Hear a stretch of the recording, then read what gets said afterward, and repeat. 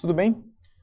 Hoje vamos analisar uma questão sobre a parte geral do Código Civil, especificamente da distinção entre bens móveis e imóveis. Eu sou o professor Paulo Souza e te espero aqui para a gente continuar analisando esse item.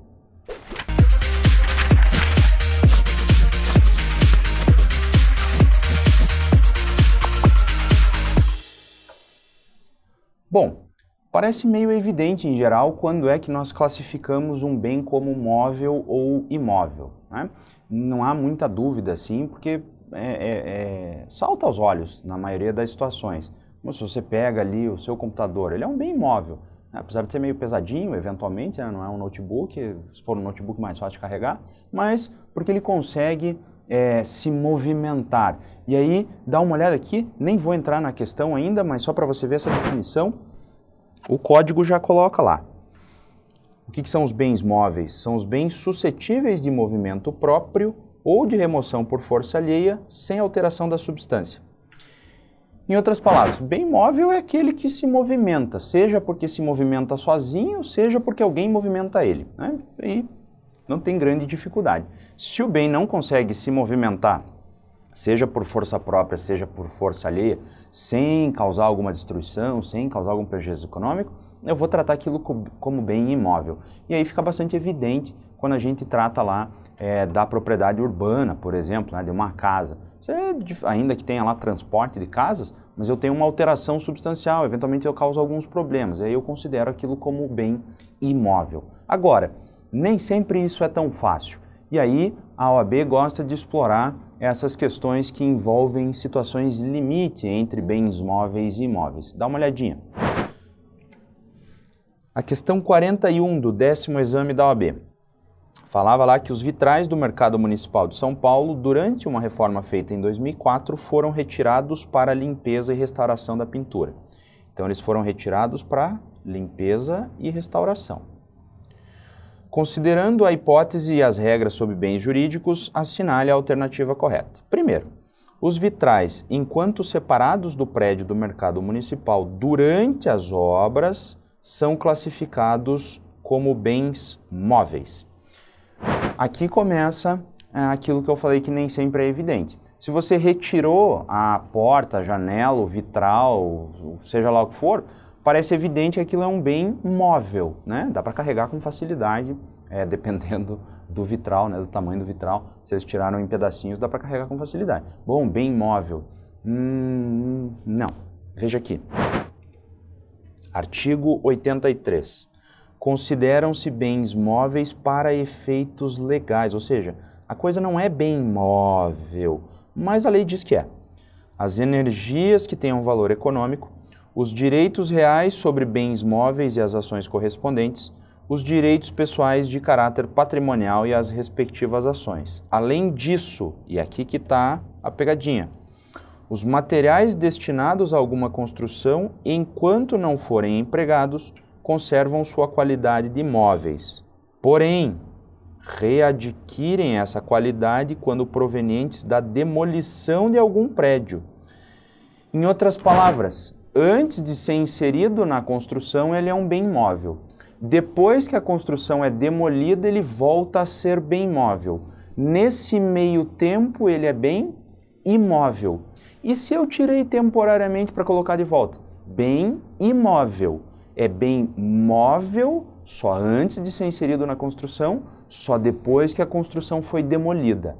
Então, tudo que acontece nesse meio tempo, eu vou considerar como bem imóvel.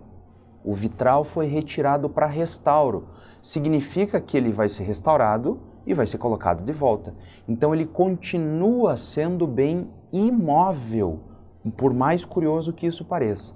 Volta aqui. Portanto, errada a alternativa A. Os vitrais retirados na qualidade de material de demolição, então foi demolido, considerando que o Mercado Municipal resolva descartar-se deles, serão considerados bens móveis. Bom, se foi para demolição, volta lá, olha aqui, para demolição de algum prédio, readquire a qualidade de bem móvel. Então, certa a alternativa B. Por que as outras estão erradas? C. Os vitrais do mercado municipal, considerando que foram feitos por grandes artistas europeus, são classificados como bens fungíveis. Então essa questão é uma questão sobre bem móvel e imóvel, mas aí na alternativa C, o examinador pediu um ponto específico sobre a diferença entre bem fungível e infungível. Lembra? Bem fungível é o que tem fungibilidade, é o que pode ser substituído por outro igual, idêntico. Quando você vai comprar um refrigerante no supermercado, você compra uma garrafa, importa qual delas é? Não, qualquer uma, todas são iguais. Então esse é um bem fungível, dá para trocar por outro com facilidade. Agora, bem infungível, não dá para trocar por outro, porque ele é único. Nesse caso, o exercício deixa claro lá que foi pintado por grandes artistas, né, para não ficar dúvida. Quer dizer que o vitral feito pelo artista mais ou menos é um bem fungível. Também não é bem assim, né, mas para não ter nenhum problema, para você ter certeza. Esses grandes artistas criaram um bem único, uma coisa única. Logo é infungível, não dá para substituir. Portanto, errada também a alternativa C. Os vitrais retirados para restauração, por sua natureza, são classificados como bens móveis. Como eu te disse, se eu retirei para restauro, se eu vou retornar o bem mais uma vez para o bem imóvel, esse bem, apesar de ser um bem móvel, ele é considerado pela lei como um bem imóvel, porque ele foi só retirado temporariamente. Eu tirei temporariamente, fiz o restauro, coloquei de volta. Então não perco essa característica de ser bem imóvel, tá? Isso é muito importante. Volto aqui, dá uma olhadinha final lá no artigo 83. Como é que o que mais eu considero como bem móvel? As energias. Isso aqui, inclusive, tem uma relevância lá no direito penal, nada a ver aqui com o direito civil, mas quando você vê o tipo de furto, né, é possível falar em furto de energia também, e aí vem o famoso gatonete aqui do Brasil, né, então isso aí vai ser... Por que eu considero como um furto também? Porque eu visualizo ali um bem móvel, né, é uma energia, mas é um bem móvel. O que mais?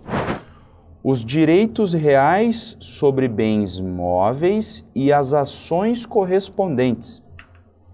Então, uma ação judicial que trata de um bem móvel é também um bem móvel pro direito civil. Bem curioso, né? Mas isso tem relevância no direito das sucessões, por exemplo.